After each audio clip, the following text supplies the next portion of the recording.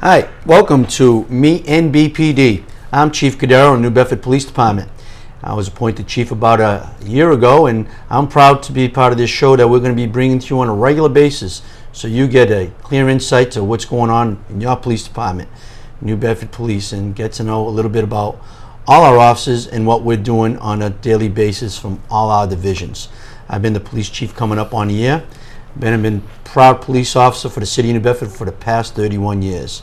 And it's been a great career. I've been able to serve in our domestic violence unit, our family service unit, our patrol division, our SWAT team, tactical patrol force, our narcotics unit, and also as the captain downtown for the past 10 years.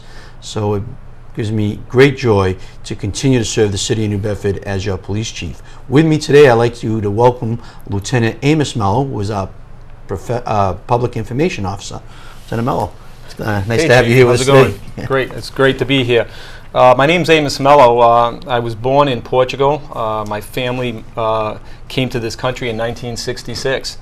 I attended all of my schooling here in New Bedford. I lived in New Bedford pretty much all my life. I became a police officer in 1989.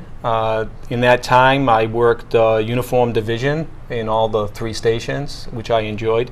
From there, I spent some time, I believe 5 years, in narcotics as a detective, which was a excellent career for. Sure was. Yeah, I enjoyed it. It was. I learned a lot. From there, I got promoted to sergeant. I did a couple of years in internal affairs. Shortly thereafter, I spent some time in the juvenile sexual assault unit, doing a lot of work with juveniles. From there, I went back to uniform patrol, and then I was in charge of the SRO program for 5 years, which was really, really nice also. From then, I got promoted to lieutenant. I spent some time in uniform patrol, and now I'm working as the assistant to the chief of police and also doing public information. Yeah, we're happy to have Lieutenant Melo. He's been a great asset to the police department. As you can see, we have something else in common. We both came to this country in 1966, born in the St. Michael Islands, which is nice. So it's great to have Lieutenant Melo with us here today, and more importantly, doing the work that he does for the police department. So today we'd like to talk a little bit about the direction we're taking the police department, which is a community policing philosophy direction that we want the entire department to do, not just the chief and Lieutenant Melo, but right down to the police officers and everything in between, that we build that bridge between the community and the police department and try to solve the things that are important to you. So it could be a quality of life issue, or it could be crime, and every officer taking a intricate part of that, which fits really in tight with our philosophy of trying to make a city of one, where we're asking everybody to come together and do their part, whatever it is you can, whether it's call the police when you see something that is a foul or suspect, or just keeping the front of your house clean, or talking to somebody who's having some problems, listening to them, prayer, meditation, whatever you can do to help out the city, we appreciate. And I can tell you from going around the city, and I think Lieutenant Melo would agree, we're seeing a lot of positive synergy that's going out there. It's a beautiful city. We have great people here, and I'm just proud to serve the city. And while we're on the topic of community policing, Chief, the 5 years I spent in the SRO program,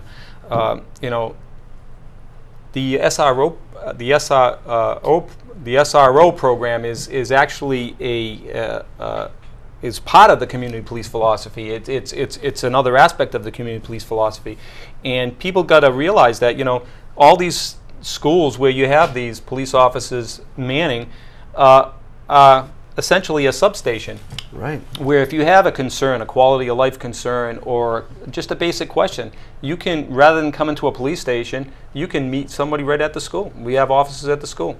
And you did that for a long time. It's a great point that you bring, Lieutenant Melo, is us school resource officers that we have throughout the school, in the high school, the middle schools, and at vocational and alternative school. And the idea of our school resource officers is to build relationships not only with the students but the staff there, and the parents and try to look at some of the problems and how can we solve these problems. And if we can't solve them, at least get you to the right department and act as a conduit to the resources that can help you, because it's more than just education today. Am I right, Lieutenant Melo? Absolutely, and it goes even further. The SROs take pride in that general area, that neighborhood, that school neighborhood, schools, you know, if they're covering more than one. Those particular neighborhoods, they take a particular interest in because it falls within their schools. Yeah, it's a great program that we have with school resource officers. We hope that you're going to get to meet some of those officers on one of our future programs, Meet NBPD. Lieutenant Melo, we have another thing coming up that ties in with our community policing philosophy. Maybe you can talk a little bit about our Citizens Police Academy. That's right. We've got our we completed one in the fall, and we're actually taking applications now where you can just go online on our website to our Facebook page. We've got the applications there. We're going to be running that in May.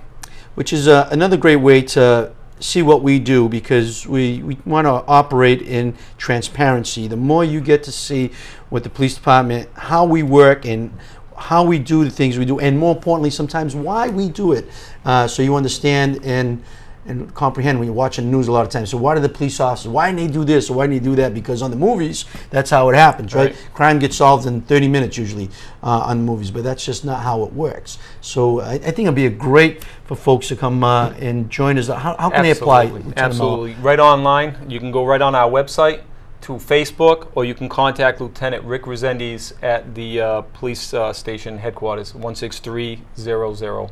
508-991-6300. Oh, that's excellent. That'll be. We look forward to having you there. Our last class we had in the fall, Lieutenant Melo was talking about, we had great success. Everyone there attended it. It was an eye-opener for them. They had a different appreciation for what we do, and at the same time, we get to meet you and develop relationships, and that's the most important thing that we can do, because we can only make things better if we're doing it together as a city of one, as a community of one. I don't know about you, Chief, but I still run into some of the people that graduated from the last academy, and they still talk highly about it, and you know, and we've built that connection and that bond, that friendship that'll never end. That's wonderful. Lieutenant Melo, I know also you wanted to talk about a little about our drug buyback. By the time this show probably airs, it'll have gone by, but how can you talk a little bit about that? Sure. As a matter of fact, there's one coming up on April 29th where citizens and anyone from the city can dispose of any unused prescription drugs, expired prescription drugs at police headquarters for that buyback. However, if you can't make that buyback, or you're watching this after the fact, all of our police stations now have the drop-off bins. We most recently just added 2 at Station 3 in the north end and at Station 2 in the south end. Prior to that, we only had them at police headquarters and Station 1, which is easy, no questions asked. Come in with your expired narcotics or unused prescriptions, just drop them off. Well, that is great. Thanks to Lieutenant Melo. So I think the whole idea is, with all the drug substance use and abuse out there and addiction that we have going on, it's important for folks to get drugs that you're no longer using, in particular painkillers. Get them off your medicine cabinets, bring them over. We charge you nothing to drop it off at any one of our police stations, as Lieutenant Melo said, the south end, downtown, north end, and at police headquarters on Rockdale Avenue. You can drop them off, no questions asked. Keep them out of kids' hands. Keep them out of the elderly. You have people come to your house, clean your house, and CNAs and all that other stuff. People in and out of your house. Let's take that temptation out of their hands, and let's get these drugs out there for destruction, so folks don't get addicted. Really appreciate you coming forward. Last time drug drop-off we had. Sorry about that. Well, I think we collected almost 200 pounds. 204 pounds. 204 pounds. So yes, that's a lot of drugs off the shelf. So please consider bringing that in. The only thing I would mention, Chief, is, and please, if you have any needles, we don't want that being dropped off. Needles can be dropped off. There's 3 locations that I can think of at the top of my head in New Bedford. You got the New Bedford Greater New Bedford Community Center. You've got 2 locations that Seven Hills has. I believe one's on Acushnet Avenue and the other one's on South First Street. Those are the places where you want to drop off needles. they'll take them. The drug buyback that we're talking about and the bins that we have at the stations are not for needles. Right. The drug drop-off, it's a good point Lieutenant Melo brings up, is only for drugs go in that drug locker. However, if you do have needles, as Lieutenant Melo said, we will also take them at the station, but we don't want you putting them in that locker so our drug evidence officer doesn't get stuck. So if you have needles that you are dropping off at the police station, just let the officer know at the desk that these are needles, that they're not to go into that drug bin. That's a great point, Lieutenant Melo. Let's talk about some of the future shows. What can our guests, what can they anticipate from our future shows? I'd like to. What are we going to be talking about here? I'd like to maybe in the fall have everyone meet the women in NBPD.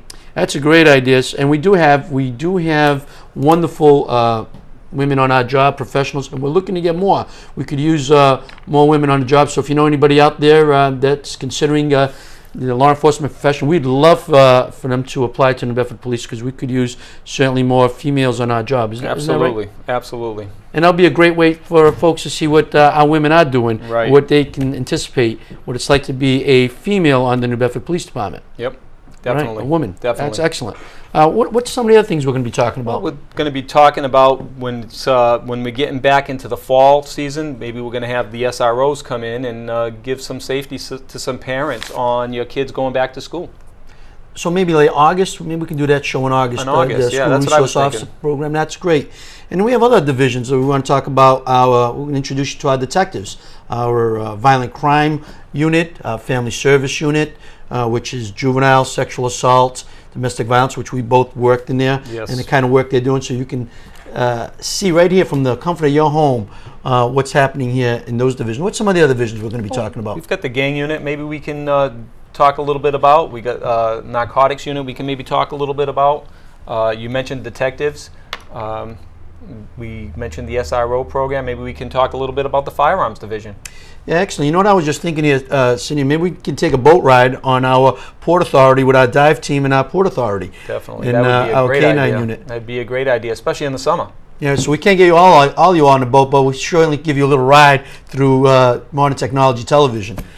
I'd like to do that in the summer, though, Chief. Yeah. As soon as the weather gets a little nicer. Yeah, well, maybe we can do that in the summer. That's a great idea.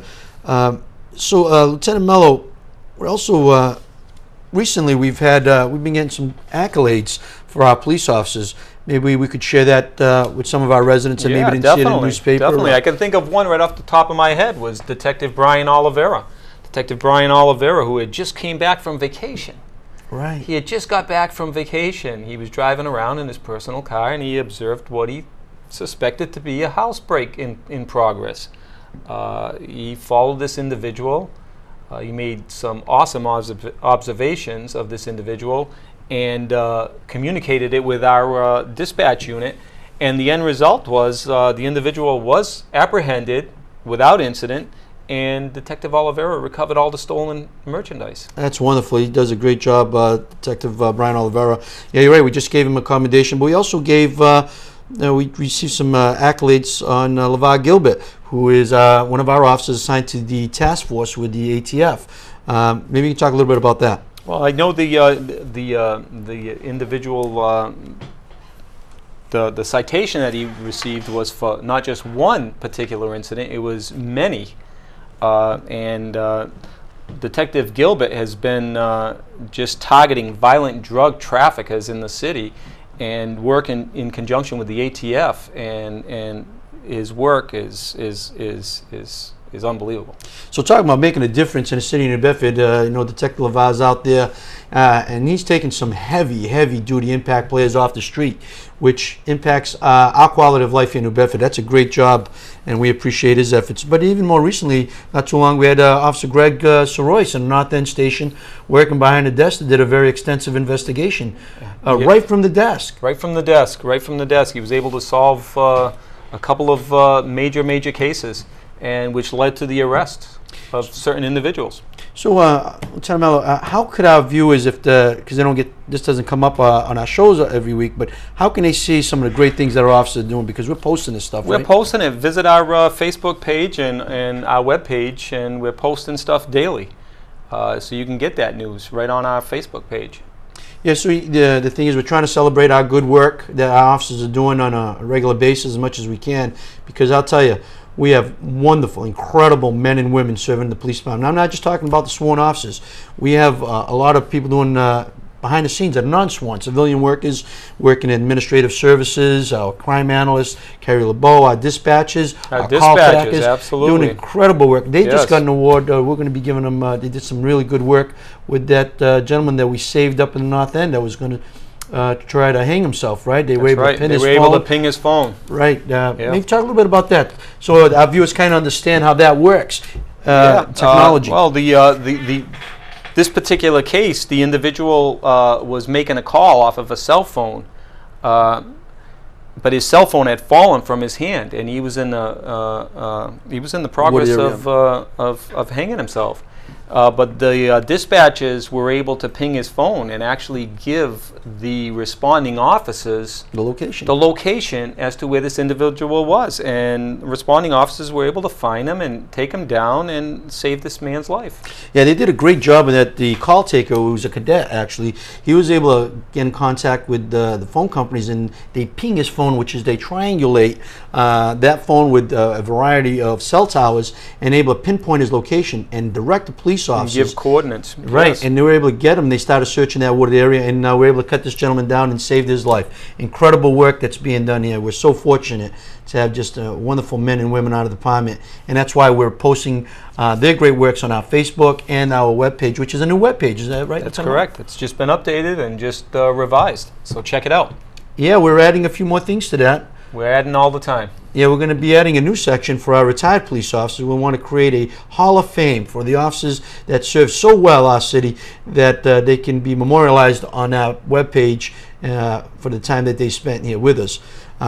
Great things are happening here, including, Lieutenant Melo, you can update us on some of the new officers we're bringing in. That's right. We were just talking about how great of our department is, but we got 3 brand new officers that we just brought on board. 3 of them. One, Tim DaCosta, who was a cadet for many years. Then he became a dispatcher, and now he's a police officer. His father is actually a very well-known state trooper. And then we got Turner Ryan, who served 4 years as a reserve officer in Mattapoisett, certified EMT. Right. And we got Victoria Wagner, another female that we just added to our family. She spent 4 years prior as a bereavement counselor for hospice. Wow. Talk about some really in-depth work. But to top it off, she graduates #1 out of her academy. Wow, That is is incredible. huge. That is incredible, Lieutenant Melo, and I think you bring a really good point about the New Bedford Police that most people don't really know. We do have the finest. We sift really hard, and we make a very, very tight knit to ensure that we get the best police officers, as Lieutenant Melo just said. Victoria was #1 in her class academically. She scored a 98.1 was a GPA. But Officer DaCosta and Turner, right? Yep. Get that right. Yeah, Turner, Ryan, they were right behind her at a 94 and a 96 GPA. And the last academy we graduated out of State Police, Municipal Academy, Officer Rose was #1 for physical fitness. He got the award there. So that just shows you the caliber of police officers that we're getting here on the New Bedford Police Department. We're so proud of them. Not only is that they're welcoming them into our family and into our community, but into the rest of our family. We have wonderful police officers doing incredible work every single day. As you already heard about Officer Wagner receiving the top academic award, but the other 2 officers standing in front of her and behind her were part of her study group. She received a 98.1 GPA, and both the other officers were very close, not too far behind us. So as you can see, we are selecting nothing but the best to become New Bedford's finest, and we're extremely proud of them, excited for the work they're going to do.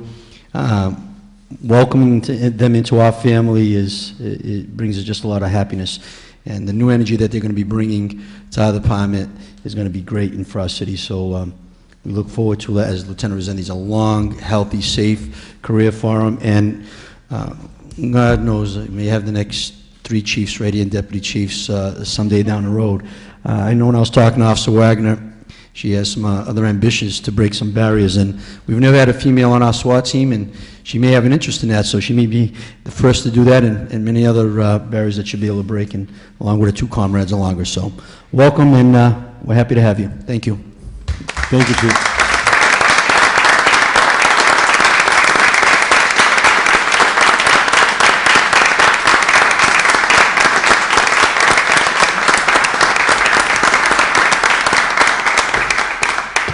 Congratulations and good luck. Thank you. Definitely. And I'm extremely grateful for their work. But also, while I'm on that, and Lieutenant Melo can ad lib on this as well, jump in here, it's the work that's getting done by the community. The information and the calls that we're getting really is making a difference. Am I right? Absolutely, absolutely. We're only as good as the community we serve. And the relationship we're starting to build with the community and that we've had with the community is a strong relationship. We need to maintain that relationship, to keep that relationship going forward. We need the help from everyone. We can't do this alone. Yeah, you're absolutely right, and but that's the most encouraging thing that I see here in New Bedford when I go out into the community and talk to anybody that will listen to you folks. We serve you. The reality is we can't do nothing without you. The city doesn't move in any shape, way, or form without you, but your positive outpouring has been great. Your participation has been great. I encourage you to continue to do that. Encourage your neighbors, your friends, to call the police, write us if you want anonymously. Tip line on our Facebook or our website. You can give us tips. You can text us. You can leave it on a phone line. But it's so important that we're really in this together. Without you, we're limited on what we're able to accomplish. With you, we can do almost anything. We can really minimize the amount of crime in the city or how the criminal element moves. If they get no place to go without someone telling us about what they're doing, then they're not going to be very successful here. So thank you so much for that. Lieutenant Melo, I know you want to talk a little bit about, and we're coming down to the wire here, but we still got a few minutes. Can we talk about prom season, which is a big deal for kids that are going to be going to their prom, starting the next chapter of life? That's right. But it's also a time of concern for us. So maybe you can talk a little bit about that. It's not only a concern for us, it's obviously a concern for parents. And being parents, we know, we've been there. You know, prom season is probably one of the most exciting times of your life. I remember mine. I'm sure you remember yours. Oh, absolutely. But you know what? With it comes some responsibilities. You know, just a lot of common sense and some responsibilities. If you're going to drink, you know, hire a limo. You know, if we're hoping that no one drinks. Right. That's what because. Definitely you shouldn't be, but you know, unfortunately sometimes you can't stop these things, and it's reality. If you find yourself in a position or you're with a friend, you know, just make sure they don't drive. Make sure that they're either in a limo. You got Uber services. You got there's just a ton of things, and you got parents that are volunteering that'll help. The schools have after prom parties. They've really stepped where it they'll up. actually shuttle the students to and from. We've manned them with SROs, you know, and I've attended some of those after prom parties, and they're actually a good time. I have too, Lieutenant Melo. I think that's a great thing. The after prom concept is a great concept. It works really well. Of course, it's drug and alcohol free, so it encourages kids not to be using drugs or alcohol, which we all want. And it's a safe place where they can have fun, create some memories with their friends. But like Lieutenant Melo said, I absolutely agree. Limo service, Ubers, and more importantly, even around this season, outside the prom, it's tragic time of year. It's springtime. The weather's getting nice. Kids tend to start driving a little bit too fast. So encourage your kids to wear a seatbelt, not to drive excessively, to stay within the speed limit. It's unfortunate, but this is when we have fatal accidents, and that's exactly what we want to avoid. Those are those events that we cannot take back. We can't rewind time, and it's very painful for everybody. So you're right, Lieutenant Melo. We encourage those after proms. Stay away from the drinking and the drug use. But if you find a friend in that position, you know, limo service, Uber, family, mom, dad, better to get a little bit of trouble than to have a fatal accident or a tragic accident or you can always call the police. We're always here 24 hours a day, 7 days a week, 365 days a year for you. So I know we're wrapping up. Anything else you want to wrap up here, Lieutenant Melo? No, I think we did pretty good today. Yes.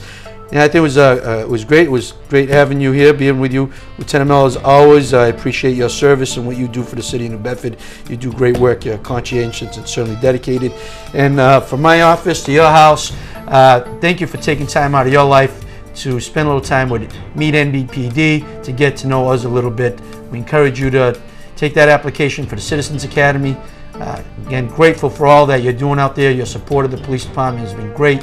And more importantly, give us a call. You're not wasting our time. You're not burdening us. We're here to serve you. Thank you very much, and see you next time on NBPD.